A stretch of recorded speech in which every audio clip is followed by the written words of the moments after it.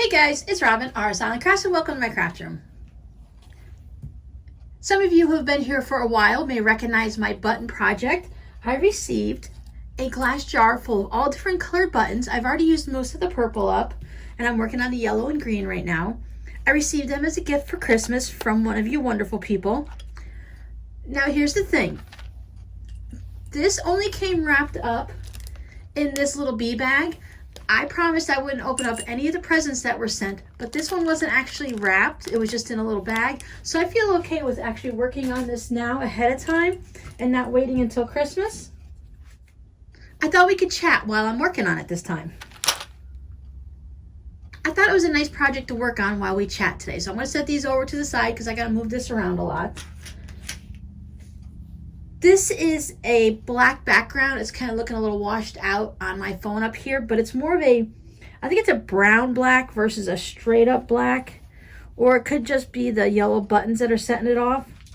But anyways, I've been working on this a little bit over the time. I've had to put it away while doing other projects, but it's been calling my name, so I'm bringing it back out today. But I wanted to come on and wish everyone a Merry Christmas, a Happy Hanukkah, Happy Kwanzaa.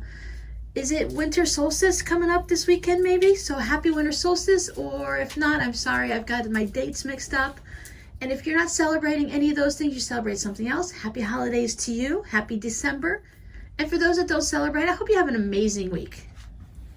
I will be going over to my kids' house on Christmas morning, Christmas Day morning. So that leaves me free and clear on Christmas Eve to go ahead and work on some fun projects that I've had lined up. I like to do something special during the Christmas time just to make it something special so that you don't work on it. That's the first time you work on it because you're going to need to work on it again probably. But it's like something you can think about and wait on. So I just need to do a little bit of prep work on that, but I thought I'd just play with this a little bit today. I also want to let you guys know that I'm having a end of the year, my poor car needs to go into the shop for some expensive repairs, sale in my ArtFire shop. If you use the coupon code CAR, C-A-R, then you can get 20% off any and all purchases in my shop through the end of the year. I like to clear out the shop going into the new year as much as possible so I can start out with something fresh. Plus, as I said, I need to start raising some funds to put my car into the shop and get it fixed. I'm not very pleased about it. I bought this car. It's a 2015 Dodge Journey. I picked it up at a dealership back in, I believe I got it in April. They did this whole 205-point check. They tell you, everything's been checked. It's all in good shape. You're good to go. And then I've only put 1,000 miles on it since then. Now, I consider that hardly any miles at all. And the person who owned the car before had maintenance done on it on a regular basis. I have all the receipts for stuff and everything like that. They had a maintenance log. They were really good about it. I'm good with the maintenance. I'm just not good with keeping the log. I kind of just shove all the receipts into an envelope and deal with it later. So I'm figuring like the car's been kept really well. It has very few miles on it. It's only got when I bought it, it had 56,000 miles on it, so that's 57 now. And for a car that's 4 years old, that's really pretty good. So I'm a little bit agitated at this place. I tell you right now, I won't be taking my car there to get it fixed.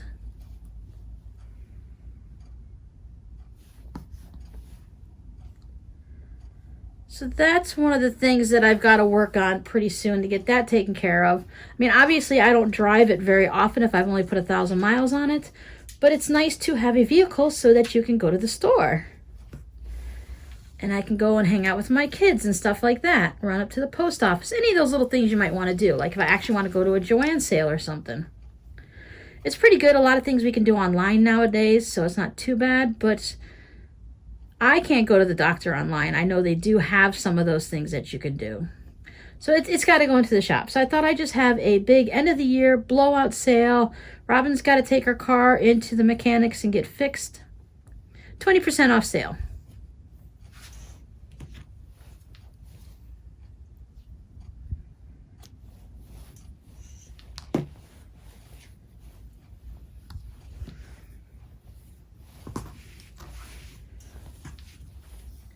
So the one thing I'm going to work on for Christmas Day, after I see the kids and everything, I have that snowman.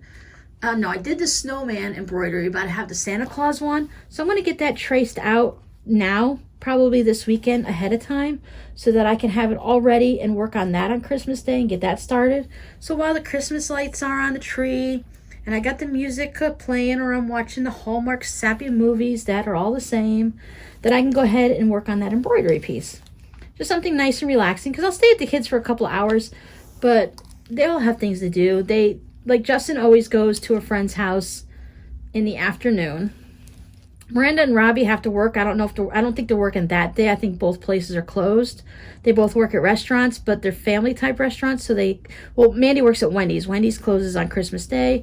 Robbie works at a family friendly place, family owned, so they close down.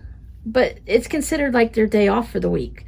So they're going to want to just hang out and relax and do laundry and catch up on stuff like that.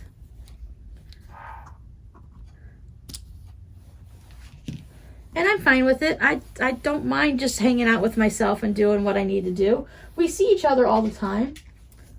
Christmas for our family has just changed so much over the years, You have to excuse me. My daughter and I, we call this our crybaby phase. It's like sometimes throughout the month or throughout the year, whatever, you just get into the mood where everything in the world just makes you cry, Do you guys ever have that? It's like you see a sappy commercial, oh, you're crying. It's almost like being pregnant again, where your hormones are going crazy and everything makes you cry. We used to do the big party on Christmas Eve with my grandparents and my father, and everyone would go to their house and the big bonfire, and of course everyone would drink a lot because that's what my family does. And everybody would eat a lot because that's what my family does. But it was always just a nice place to get together. And after that big party on Christmas Eve, let me tell you, spending Christmas Day alone at home with the kids, it was so calm and quiet. Even with 3 kids going rowdy and crazy, it is a very quiet day after a big party like that. But my father died 10 years ago. And my grandparents before that.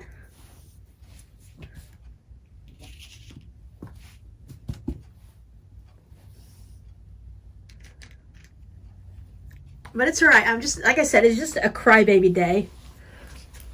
I have been having one of those months. You know how they say everything comes in threes and stuff? Well, it seems like everything in my life all of a sudden wants to break.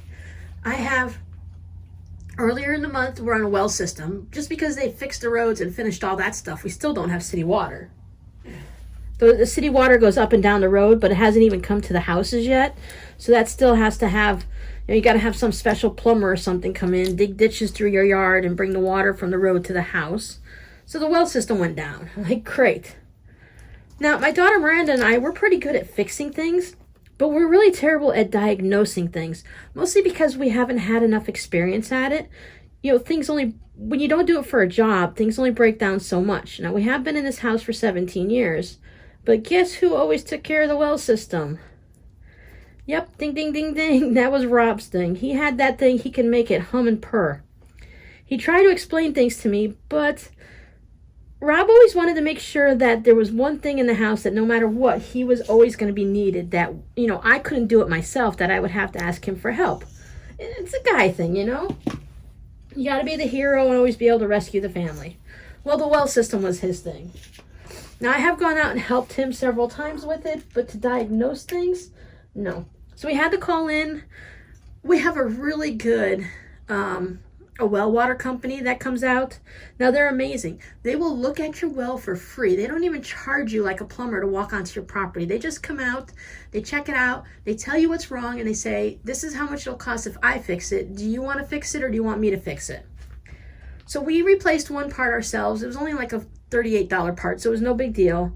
He said we didn't need to replace it, but anyone who has a well system, it was a pressure plate, pressure switch. It's what turns, you have 2 of them. One that goes from the well to the big holding tank, the aerator that holds gallons and gallons of water to keep it aerating and circulating so it can go into the house.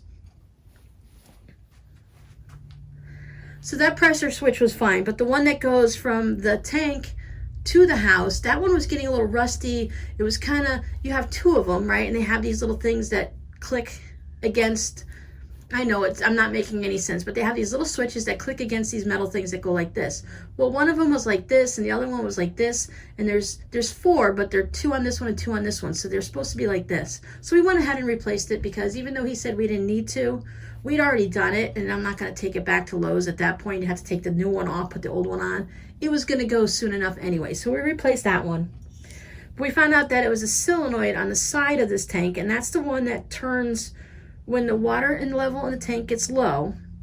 You have a pump inside, but you have a solenoid thing on the outside, and that turns it on, the water, to fill up the tank. So while we had water in the house, because there was water in the tank, when it got down to a certain level and I went outside, I kept hearing it hum and hum and hum, which means, come to find out, that means the solenoid thing is gone. So he told us what to get and how to replace it, because, okay, check this out. This is how crazy things are. You just go up to Lowe's and you go and you talk to a guy and he knows exactly what you need and he gives it to him. Mandy and I, when we go up, we always look for the really old gentleman, because he's been there for a while and he's the one that does a lot of, it may not be right to think this way, but in most cases, when you go to one of those places like Lowe's and Home Depot, the older gentlemen seem to know, they have the experience of fixing things themselves. They've been there for a while and they can go ahead and just point you in the right direction, you know? So he told us what we needed and we got it. And the part cost, I think it cost like $14, right? But the guy from the water company says, he says, I'm more than willing to replace it for you, but it's going to cost $276. And the reason for that is not his labor, but because it has to be a specific part. If they use it, it has to be a hospital grade one. So they have to have this really big fancy one that costs a lot of money. He said, just go up to Lowe's, pick this up, and do this, this, and this, and you'll be fine. He was right. We fixed it with a little bit of, at that point we were tired and worn out and frustrated, so we didn't quite pay attention to a couple things and we took the long way around, but we did get it fixed. I made my string too short. So that was done. And then the garage door got stuck halfway open. We do have an electric garage door opener, but it hasn't, you know, you don't want to say mean things or anything bad about someone who's no longer here, but Rob wasn't always the best at finishing a project or reading the directions to figure out the proper way. So we got a garage door opener that's an electric garage door opener that doesn't work. I think somehow we managed to get one that's not good for our garage. It was not the right size or something, because it never really quite moved things on the track properly. I don't know if it wasn't hooked up right or if it was the wrong one. But anyway, so you have to lift the garage door up manually. That sucker got stuck halfway and it was crooked and I couldn't get it down. That was frustrating. So after swearing under my breath a few times, yes, I'll admit that, I got that fixed.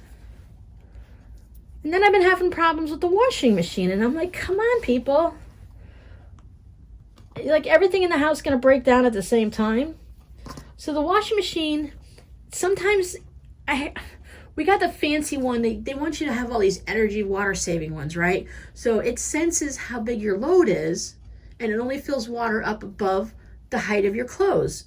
Well, sometimes if you're washing maybe a sheet or something, the sheet turns into like a parachute and it never gets wet. But I've noticed recently that some of my clothes have been coming out dry. So they didn't even like get water on them. So I thought, okay, well, that must mean that there's a little screen where the water goes into the back of your washer, the hot water or cold water. I only run cold water. So that means that the little screen there has got some sediment in it and stuff, so you've got to take it off and clean it. The other problem I've been having is that the little, I don't use Tide, what do I use, like Gain, those little Gain pods, they've been bursting and like sticking to my clothes. So looking that up, they said I'm putting too many clothes in the washer. I don't think I'm putting too many clothes in the washer. I think it's just not getting enough water. So I had to turn the water off in order to take the little hose off the back of the washer to get it to, so I can clean the screen that's right there.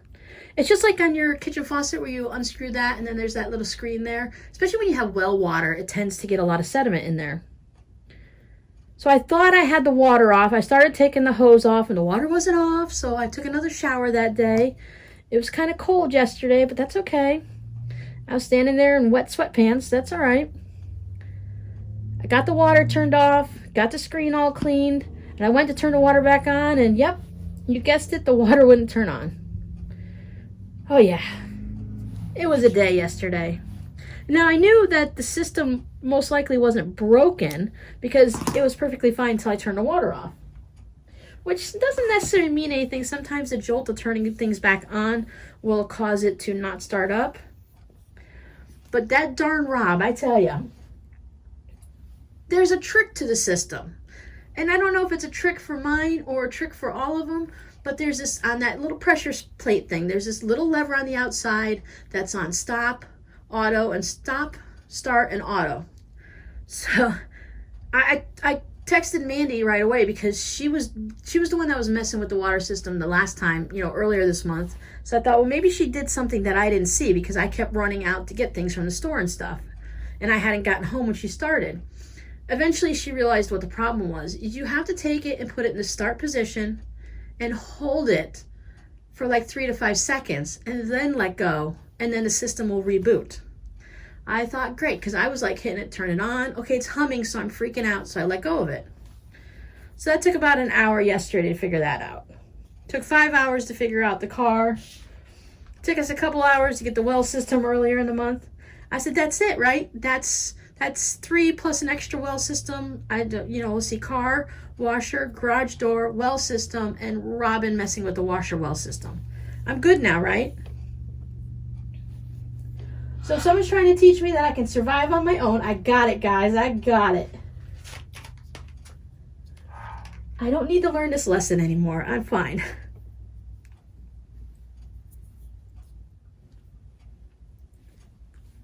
I tell you, 2019 is going out with a bang. So if you're having one of those years like I am, or one of those months, I'm here to tell you, you got this. You can do this. We are stronger than we think.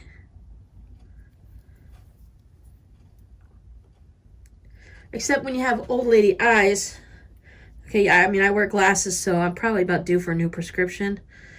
And of course, I've got a small needle, but whatever. I have some needle threaders, but they don't really work for 6 strands. And I probably should just get a different needle for this project. It's just the one that happened to be in the container. But for any of you guys that are hanging out on your own this holiday, I will be with you. YouTube just told me I have 400 videos up. So if you're lonely and you're looking for someone to keep you company, go ahead and pop me on. As you know, like today, I chatter away. I'll keep you guys company. Look at all my pretty yellow buttons.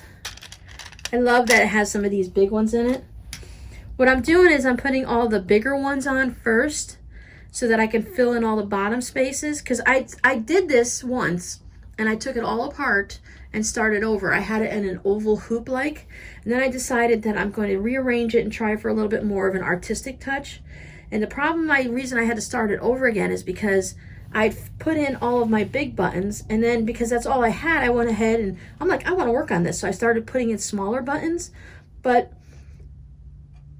the smaller buttons were disappearing underneath some of these big ones. They'd like slide under, so I didn't have it quite in the right situation. And then I had the novelty buttons like birds and stuff, and I couldn't just put them in like any of these empty spaces. I realized that I need to wait till I get it all filled in, and then I could put birds up on top so they sit on top of the buttons. So I started all over again because that's what I do, and I don't mind doing that. You do what you have to get your project to look right, right?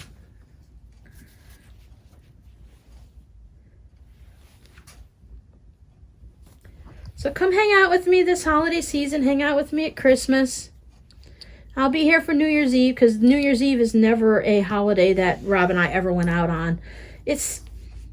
We're in a very tourist area, and the people that come down to get away from the snow, and they come down and hang out with their parents and grandparents and stuff here in Florida for the holidays, they tend to party a little bit too much, and it's just not safe to be on the roads normally, let alone on a holiday like that.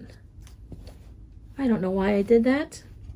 I still have another hole to go through. That's okay. And remember, if there was anything in the shop that you were interested in, to use the coupon code CAR, C-A-R, and you will go ahead and get a 20% discount prior to shipping costs. If you're ever in another country that I don't have listed and you want to know the shipping, I know right now it's a pain in the butt to have to contact me to find out what it'll cost to ship your items.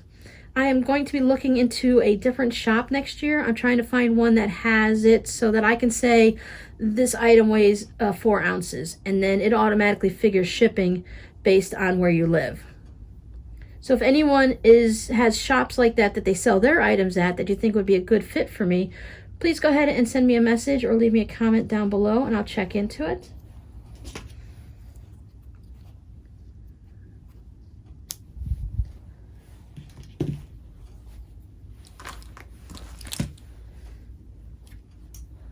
I kind of almost like just the sound of the buttons hitting each other.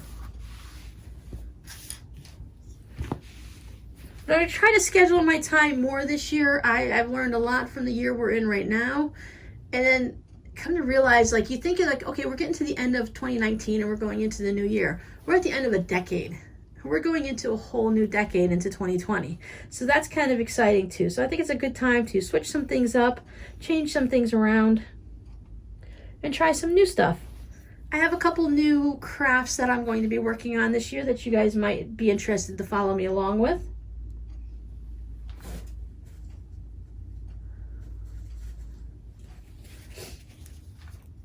So whatever you're celebrating, whoever you're celebrating, I hope you have a great time. Be safe, drive carefully, and I'll see you guys next time. Bye.